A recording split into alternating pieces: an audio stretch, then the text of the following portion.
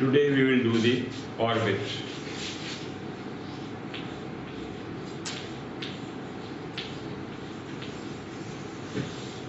So orbit is a bony orbit in the skull, and it is made for the lodgement of the eyeball. So before going into the detail of the orbit and the how eyeball, which is like a tennis ball, is fitted in this socket that is called the orbit, so we should know a little bit about the eyeball. So eyeball is seen as it consists of three layers. The outer layer of the eyeball is called the sclera. It is also called the white of the eyeball. So this white part of the sclera is opaque, but its anterior-most part is transparent, which is called the cornea.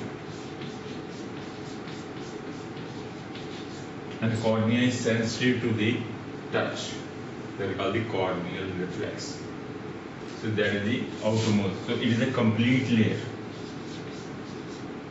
Sclera. Inner to the sclera, the second layer is called the choroid. So choroid is a vascular layer. It contains vessels as well as it contains smooth muscles. So that is the second layer is the choroid.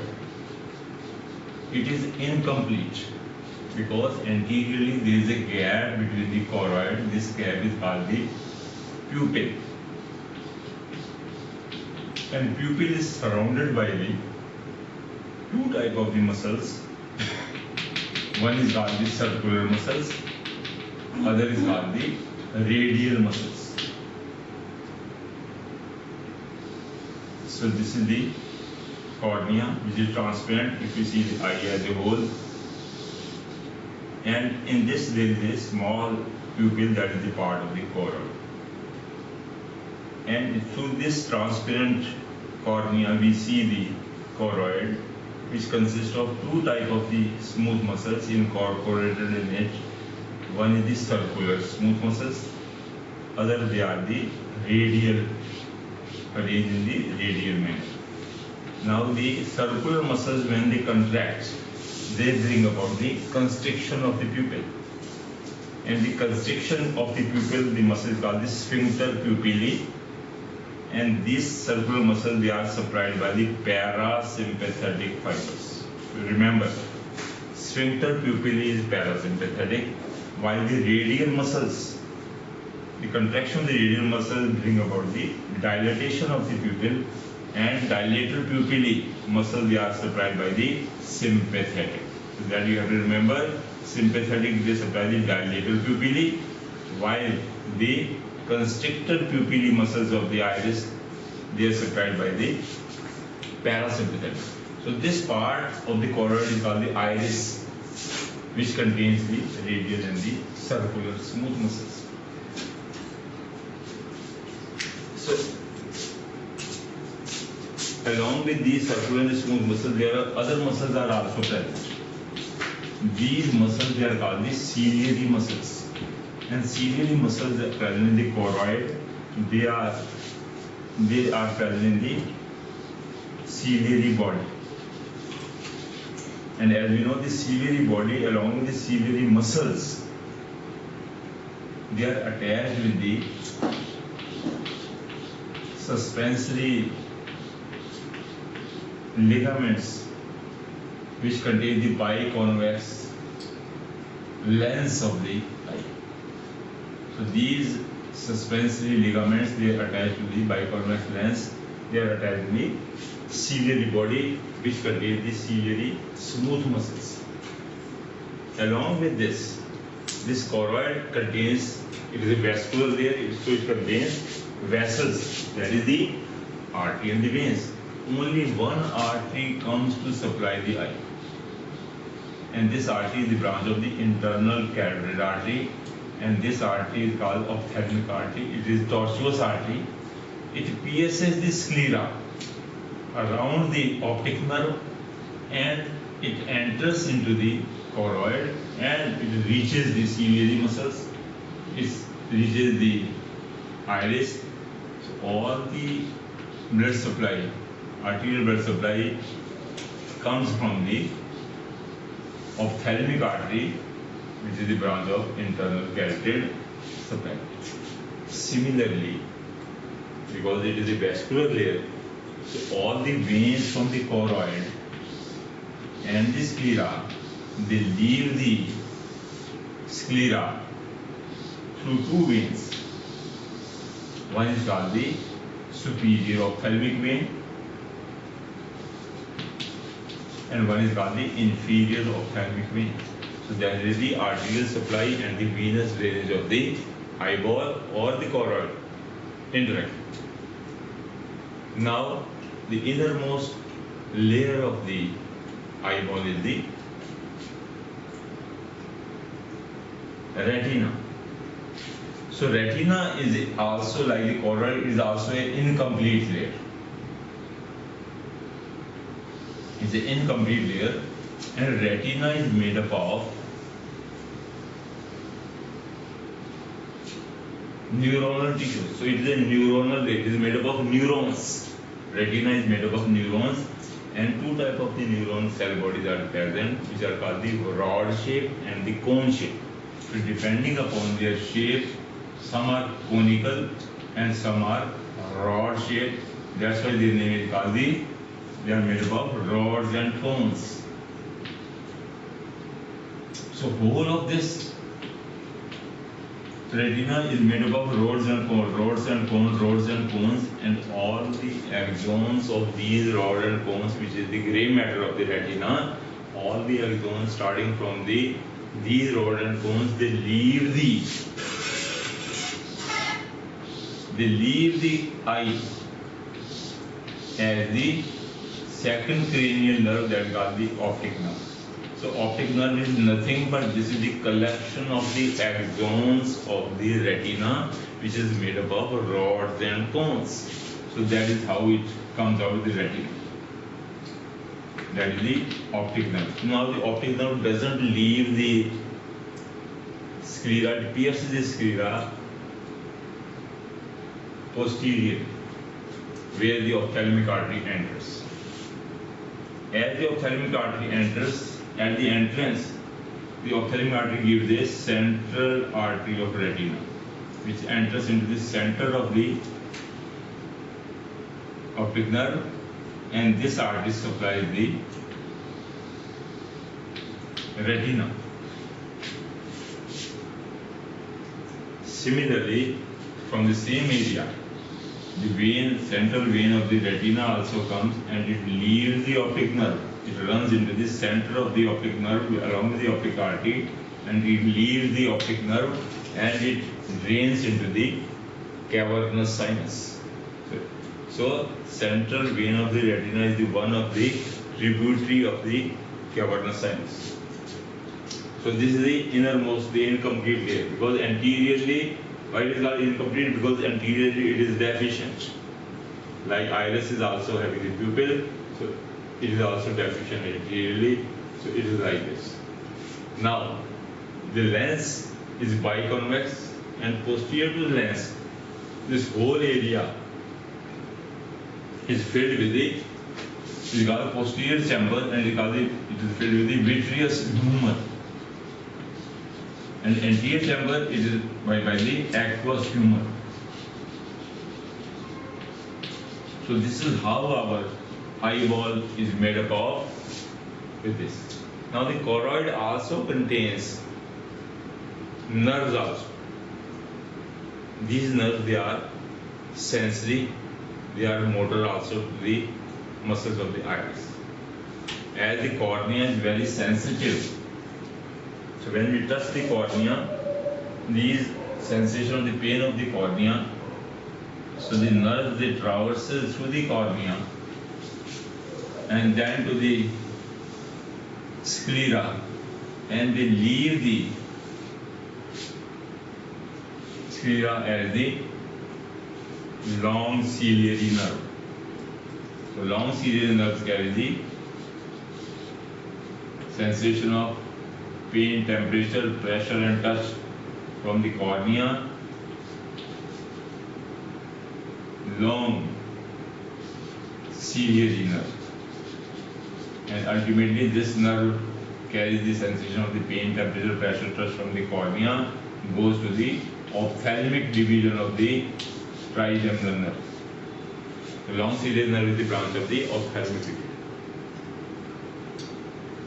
So this is how, in a nutshell, before going into the detail of the eyeball, we should know what is the structure of the eyeball, what are these three layers, which is neuronal layer, which is choroid, which is the vascular layer, and which is the protective outer opaque sclera. Now we will go into the first is the bony orbit. So the bony orbit is formed by the norma frontalis. When we observe the norma frontalis, we see the eyeball, which is fitted into the bony socket that is called the orbit. And this orbit has, bony orbit has got the, from the upper part is the frontal bone, below is the maxilla, and later is the zygomatic bone. So frontal and medially, a little bit is formed by the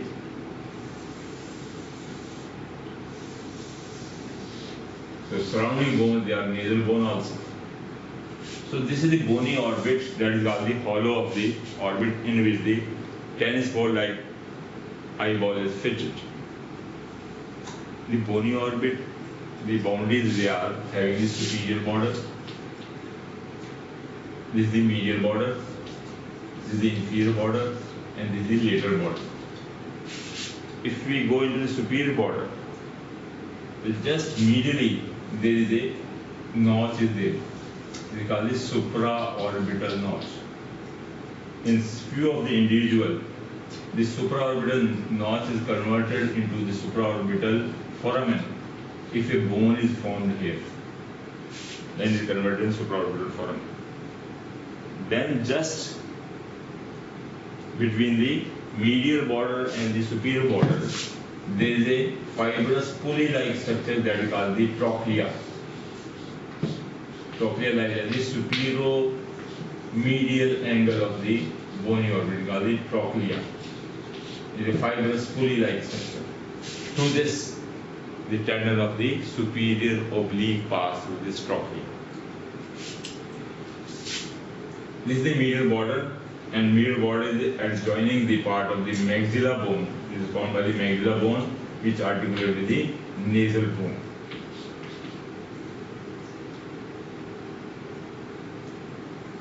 The inferior border is mainly formed medially by the maxilla bone and laterally formed by the zygomatic bone. While the lateral border in the upper part is formed by the frontal bone, and in the lower part is formed by the zygomatic bone. So there is a suture that is called the frontozygomatic suture. So this part of the lateral border is contributed by the zygomatic bone, and upper part is formed by the frontal bone. If we go deep inside the orbit, then it has got the upper part is called the roof, this is called the medial wall, this is called the lateral wall, and below is the floor. And if we go posteriorly, just the middle of medial to the middle part, there lies the apex, and apex is having the optic canal. A hole is present near the apex. Apex is not at the middle of the orbit, it is just medial to the middle. And what it represents? Optic canal. Then roof slopes from backward and downward, and it is formed by the orbital plate of the horizontal orbital plate of the frontal lobe. So it slopes downward, and at the junction of the roof and the lateral wall, there is a gap or the fissure is there. It is called the superior orbital fissure between the roof and lateral wall. This superior orbital fissure. Then comes the medial wall. So medial wall is almost vertical, while the lateral wall is directed medially and it is oblique.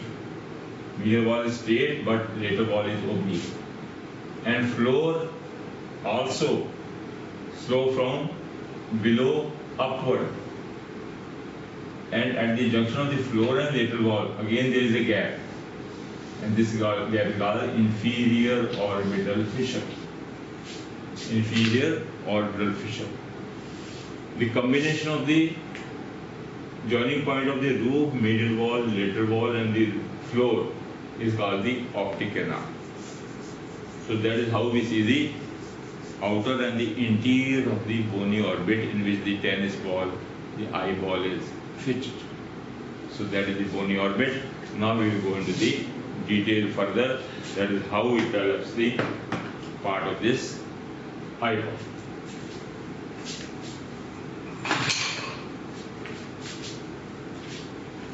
As we know, the eyeball is like a tennis ball. It is a movable structure. We can move the eyeball in any of the directions depending upon the in which axis this eyeball rotates. So eyeball is having the muscles attached. They are called the extraocular muscles. Extraocular muscles, in which there are 4 recti muscles. Rectus means they are straight. And there are 2 oblique muscles. 2 oblique muscles. 4 recti muscles, they are the superior rectus, inferior rectus, lateral rectus and medial rectus. While the 2 oblique muscles, they are superior oblique and inferior oblique. So these 6 muscles, they rotate the eye in different directions. So whenever the muscles come, 5 things comes: origin, insertion, action, nerve supply and effect. So we will describe all these 6 muscles under the 5 headings. So first of all, we will take the superior rectus muscle. As the name suggests, superior rectus means it is lying superiorly and rectus means it is straight.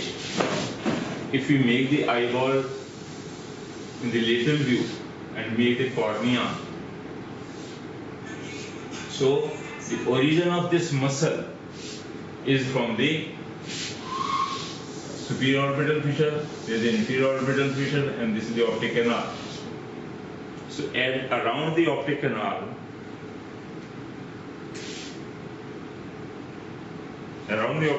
there is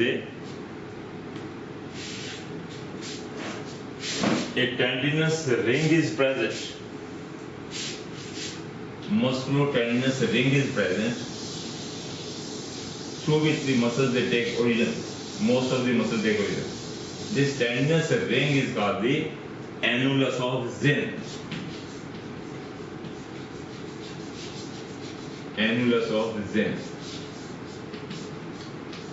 So this superior rectus muscle takes origin from the upper part of this. The lateral rectus from the lateral part, medial rectus from the medial part, and inferior rectus from the inferior part of this gym. So they are the 4 recti muscles, the origin. As their name is rectus, so superior rectus will directly go and is inserted on the sclera. A few away from 3 to 4 away from the sclerocorneal junction is the insertion of this superior rectus. Similarly, the inferior rectus muscle, it takes origin from the annulus of Zinn and it is inserted on the inferior part of the sclerocorneal junction. The lateral rectus will go laterally, lateral to the eyeball and inserted on the few away from sclerocorneal junction. The medial rectus will go and inserted on the medial aspect of the eyeball, a few away from sclerocorneal junction. So this is how all the 4 recti muscles, they are inserted on it. Now we will take the origin, insertion, now come their action. In order to understand the action of any muscle, for example the superior rectus, so we take the eyeball This is sclera and this cornea, and this is the superior rectus muscle. Inserted a few mm away from sphenocorneal junction. This is the inferior rectus. A few mm from the sphenocorneal junction is inserted. Now superior rectus, the action whenever this muscle will contract, the eyeball will move upward. When the inferior rectus will contract, the eyeball will move down. So superior rectus will bring about the upward movement of the eyeball, while our face is not moving, only eyeball is moving. The inferior rectus bring about the downward movement, the upward movement, and this axis goes during the upward and downward movement of the eyeball. The axis goes transverse. These movements they occur at the transverse axis. So we can take this exemplification with the tennis ball, and this is the transverse axis. Now this is the superior rectus muscle from here, and inferior rectus is here. So my upper finger is superior rectus. So when the superior rectus will contract, what will happen? The eye will ball will move up. This is the action of superior rectus. When the inferior rectus moves, my lower fingers are the inferior rectus. So when this muscle will contract, it will bring the optic, that is the eyeball downward. So the downward movement, it is done by inferior rectus. So upward and downward movement of the eyeball is done by the superior and the inferior, and where the axis passes, the transverse. So that is how we show the two muscles. Now comes the lateral rectus. Lateral rectus is inserted on the lateral part of the sclera, and medial rectus from the medial part of the sclera.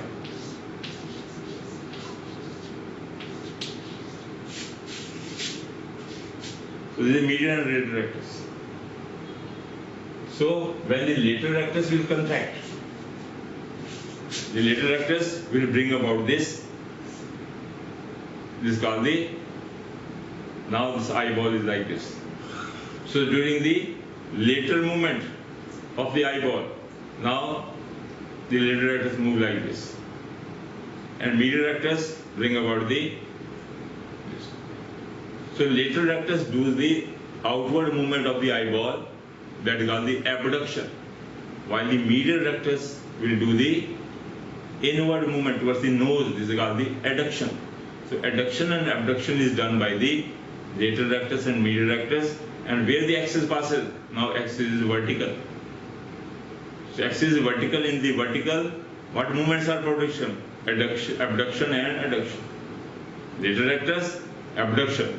Medial rectus, adduction. So this is how now axis changes in the lateral rectus and medial. So that is how we do. So now the vertical axis, this bring about the abduction and the adduction. So this is how we understand the four recti muscles. Now comes the two oblique muscles.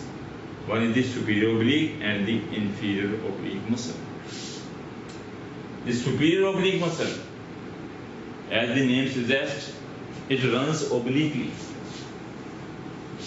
And this muscle takes origin from the just above the and medial part of the roof of the bony orbit, just medial to the origin of superior rectus, and not from the annular subgin. Outside the annular subgin is the origin of superior oblique medial part, or it takes origin between the superior rectus and between the medial rectus. In between there is the oblique of superior oblique muscle. After taking origin, this muscle runs above the superior rectus, parallel with it, and it reaches the anterior border of the bony orbit. So this muscle is running medially along the medial roof. More specifically, it runs above the medial rectus, parallel with the medial rectus, but it runs above the medial rectus, parallel with this, but it is near the roof. When it comes near the joining of the superior border and the medial border, as we know there lies a fibrous pulley. Now this superior oblique muscle passes through this fibrous pulley, which is situated at the superior-medial angle of the bony orbit. From here, the tendon passes through the superior, trochlea, which is fibrous pulley, and then this muscle then runs obliquely back inside the oblique, in the orbit. So after passing through the trochlea, this muscle again goes inside the orbit, and it is inserted on the sclera. But where? That is important. So it is first inserted into the